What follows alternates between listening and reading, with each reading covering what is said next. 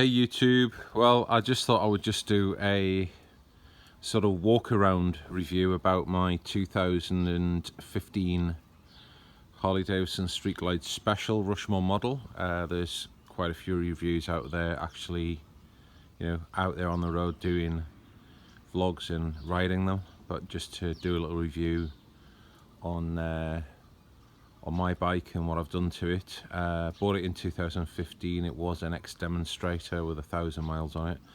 I did think about buying the CVO, but I didn't want the liquid cooled heads or the lowers, and also I wanted to kind of like do it the way I wanted it, and it's obviously not that beneficial changing a CVO model like that. So yeah, so I went for this one. It's in vivid black. Had a lot of chrome on it when I got it. You can probably see now that it's really quite de-chromed. Yeah, so just to run through what I actually did to the bike. As soon as I got the bike, I removed the indicators, lights, rear pannier brackets, center console for the tank and the footboards. I had them all sandblasted and then painted black. And I actually think that's a better way to go than buying the Harley Davidson black parts, because all that's going to happen is they'll last about 2 years and the paint's going to start going on them. For example, my windshield trim here, this top one, Harley Davidson know this is where they make the money. They know that trim's only going to last 2 or 3 years before the paint starts blistering and you have to buy a new one.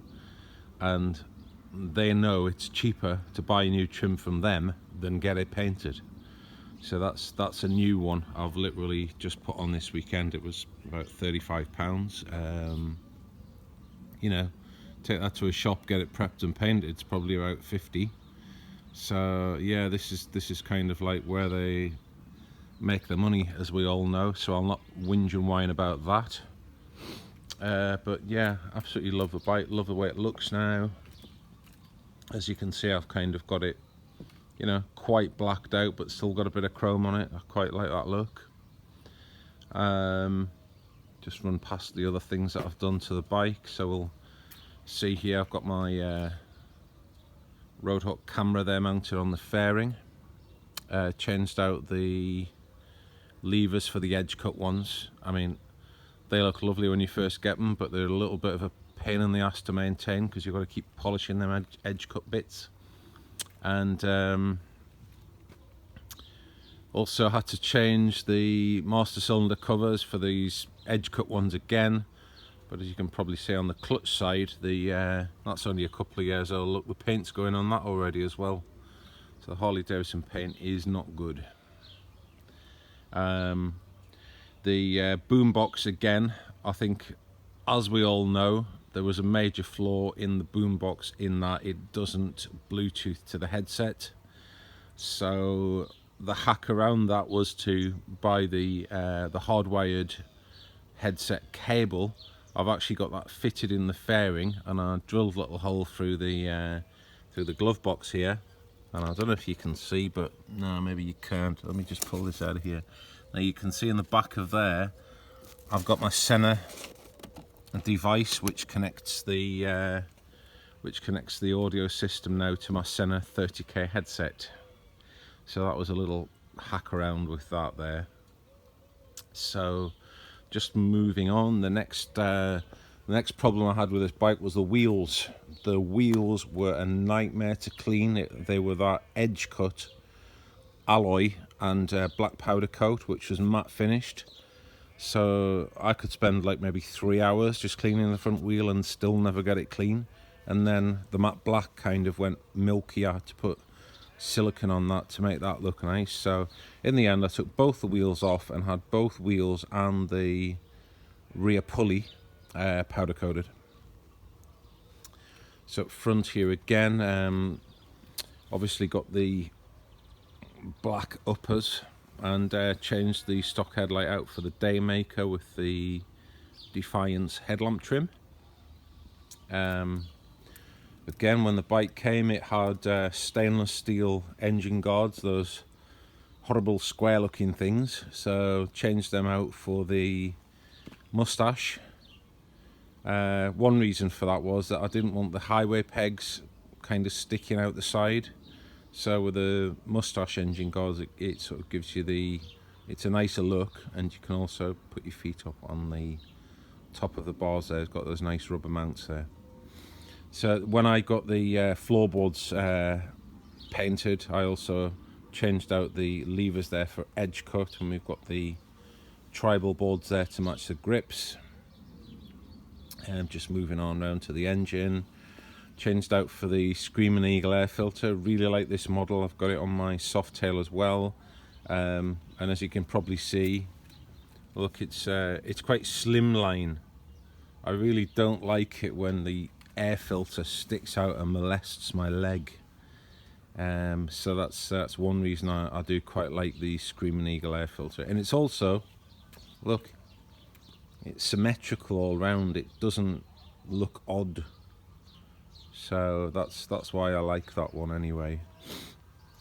So obviously you can see on this side I've swapped out the exhaust shields for black.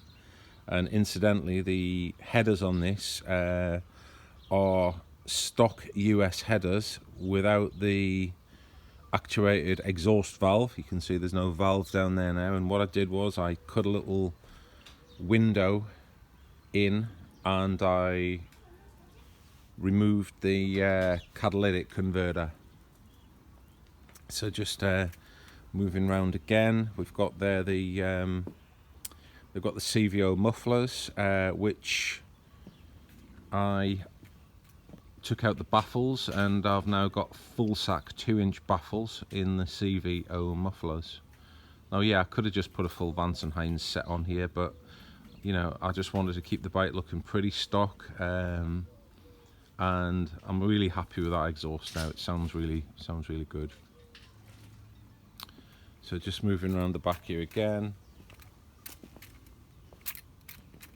Another problem I had was the piece of plastic which goes below the number plate here. This came loose the other day and started rattling, and anyway I had to take it off and put some double-sided tape on there. We got the Shorty aerial.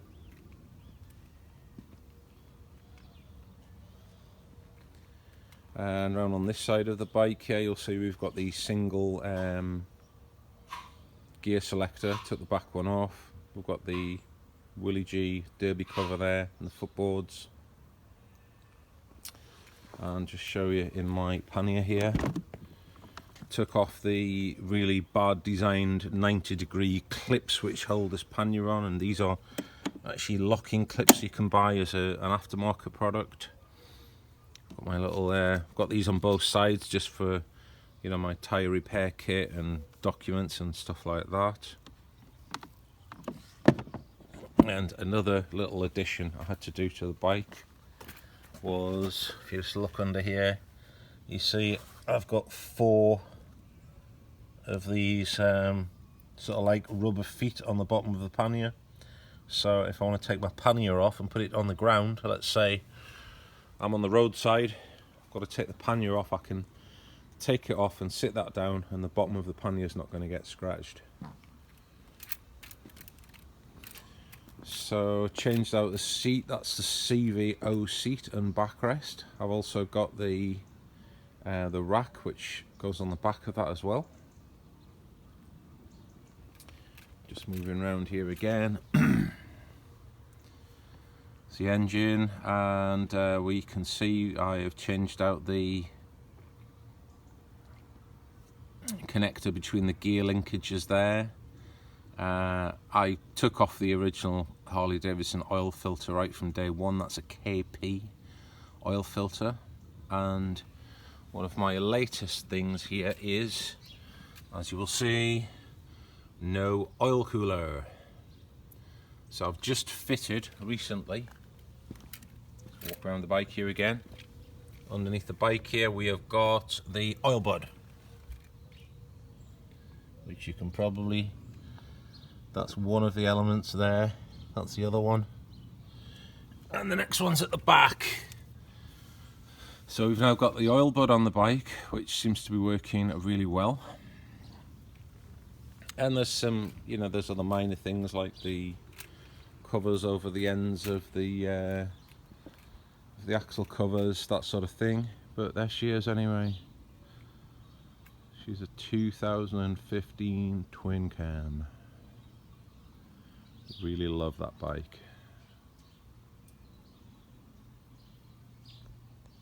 Thanks for watching.